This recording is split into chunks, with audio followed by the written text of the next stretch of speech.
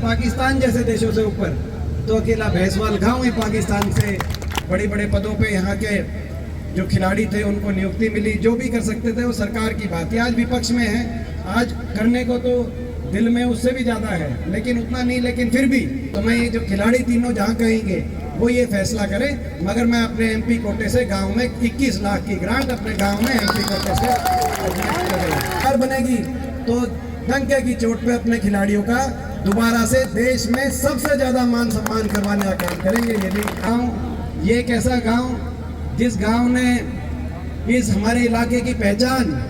हमारे इलाके की शान, ये गाँव 2% आबादी वाला हरियाणा आज देश के 30% से ज़्यादा मेडल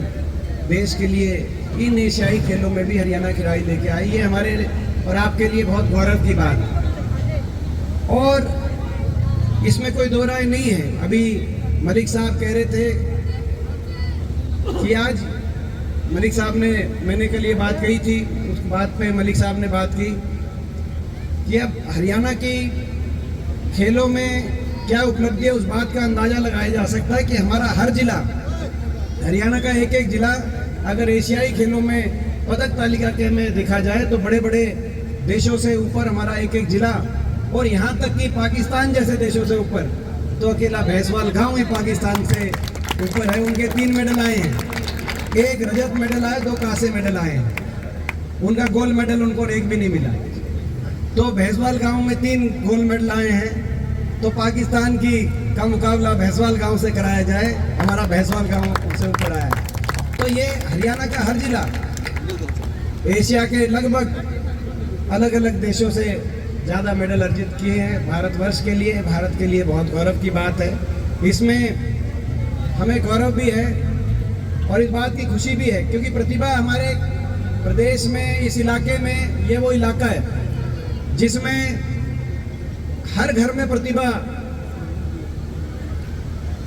और प्रतिभा को प्रोत्साहन अगर मिले, अनुशासन मिले, मेहनत हो, माता पिता का सपोर्ट मिले, अपने गांव का सपोर्ट मिले, परिजनों का सपोर्ट मिले, तो प्रतिभा हमारे देश का नाम रोशन करेगी। और इस बात की मुझे खुशी है कि जब हमारी सरकार बनी 2004 से 2014 तक हुड्डा साहब के नेतृत्व में कांग्रेस पार्टी की सरकार रही हरियाणा में, उस समय पदक लाओ पद पाओ की नीति लाई गई और खिलाड़ियों को मान सम्मान, उस समय इतने मेडल नहीं आ रहे थे, खिलाड़ियों को मान सम्मान और उचित स्थान, लगभग 700 से ज़्यादा खिलाड़ियों को सब इंस्पेक्टर, इंस्पेक्टर, डीएसपी पद की नियुक्तियां दी गई और एक वातावरण बना। प्रदेश में नौजवान पीढ़ी खेलों की तरफ आगे आई। उस समय स्थिति ऐसी थी, एक तरफ पंजाब जहाँ की अगली पीढ़ी नशे की तरफ आगे आ रही थी, तो दूसरी तरफ उत्तर प्रदेश जहाँ पे अपराध की तरफ पीढ़ी हमारी बढ़ रही थी। लेकिन हरियाणा में प्रयास किया गया कि शिक्षा और खेल की तरफ हमारी अगली पीढ़ी का रुझान हो और इसीलिए नीति लेके आए थे। आज ये राजनीतिक मंच नहीं है, मैं राजनीति की बात, इस सरकार के लिए कोई काट कटौती की बात नहीं करना चाहता, लेकिन मुझे इस बात का बेहद अफसोस है कि 2014 में उस नीति को समाप्त किया गया और 14 के बाद से कोई नियुक्ति नहीं मिली। एशियाई खेलों की मेडल की तो बात है, लेकिन ओलंपिक की मेडल विजेता, जो ओलंपिक में हमारे मेडल विजेता लेके आए, साक्षी मलिक हमारी इससे पिछले वाले ओलंपिक में मेडल लेके आई थी। इसमें रवि दहिया, बजरंग पुनिया, नीरज चोपड़ा जैसे खिलाड़ी, आज तक किसी को नियुक्ति इस सरकार के माध्यम से। तो हम सरकार में आज विपक्ष के सांसद, आज प्रदेश में 15 सांसद हैं, 10 लोकसभा, 5 राज्यसभा, 14 भाजपा के हैं, मगर मैं विपक्ष के एकमात्र सांसद के रूप में ये इस सरकार से अपील करना चाहता हूँ, राजनीति से ऊपर उठ के, कि आज इतनी खुशी की बात है, 33 मेडल देश के लिए हरियाणा खिलाड़ी लेके आए हैं। इस खुशी के मौके पे आपने 9.5 साल तक तो अपनी पदक लाओ पद पाओ की नीति से किसी भी खिलाड़ी की नियुक्ति करी, ना उस रूप से मान सम्मान दिया। लेकिन कम से कम अब आप दोबारा से पूर्ण विचार करो, उस नीति को दोबारा से लागू करो ताकि हमारे खिलाड़ियों का मान सम्मान देश में सबसे ज़्यादा जाए। आप अगर ये करेंगे तो हम आपका धन्यवाद करेंगे, मगर आप नहीं करेंगे तो मैं ये साथ में ये भी आज से इस मौके पे संकल्प लेना चाहता हूँ, क्योंकि अभी हम विपक्ष में हैं। प्रजातंत्र में सत्ता पक्ष होता है, विपक्ष होता है। आप करेंगे कोई अच्छा काम, हम धन्यवाद करेंगे, और आप नहीं करेंगे तो 10 महीने के बाद प्रदेश में परिवर्तन निश्चित होगा। लोगों के आशीर्वाद से हमें मौका मिलेगा तो हम उस नीति को दोबारा लागू करने का काम करेंगे और देश में सबसे ज़्यादा मान सम्मान, ताकि उदाहरण जो बना था हरियाणा, उस उदाहरण के रूप से दोबारा से हरियाणा का नाम लिया जाए। मैं देख रहा था एक हमारी बेटी मुजफ्फरनगर की पारुल धनखड़, वो एथलेटिक्स में जब वो अपने एक दौड़ में उन्होंने गोल्ड मेडल अर्जित किया, वो जब आखिरी में दौड़ रही थी, उसके बाद उनका स्टेटमेंट आया कि मुझे आखिरी 20 मीटर में मुझे ये था कि मेरा मेडल आ जाएगा तो यूपी सरकार मेरे डीएसपी बनाएगी। ये पारुल धनखड़ का मुजफ्फरनगर का। तो बाकी प्रदेश, मैं राजनीति से ऊपर उठ के बात कर रहा हूँ, बाकी देश के प्रदेश जो हो सकता है किसी में कहीं जा किसी की सरकार हो, किसी जा किसी की सरकार हो, यूपी में तो नहीं की पार्टी सरकार है, बाकी प्रदेश अगर ये नीति का अनुसरण कर सकते हैं तो हरियाणा में खट्टर साहब आपने नीति क्यों छोड़ी? जिस प्रदेश के अंदर वातावरण बना और खेल जगत को रास्ता दिखाया पूरे देश को, आज ये बड़ा, मुझे इस बात में भी कोई दो राय नहीं है कि भैंसवाल गांव, ये एक ऐसा गांव तो ये भैंसवाल गांव, ये एक ऐसा गांव जिस गांव ने इस हमारे इलाके की पहचान, हमारे इलाके की शान, ये गांव हमेशा हमारे इलाके को दिशा देने वाला ये गांव, चाहे वो शिक्षा की बात रही हो, शिक्षा में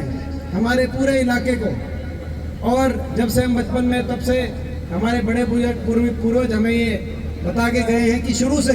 शिक्षा में भैंसवाल गांव सबसे आगे रहा और अब खेल जगत में तो ये गांव भी बधाई का पात्र है। हमारे तीनों मेडल विजेताओं के माता पिता भी और पूरा गांव भी।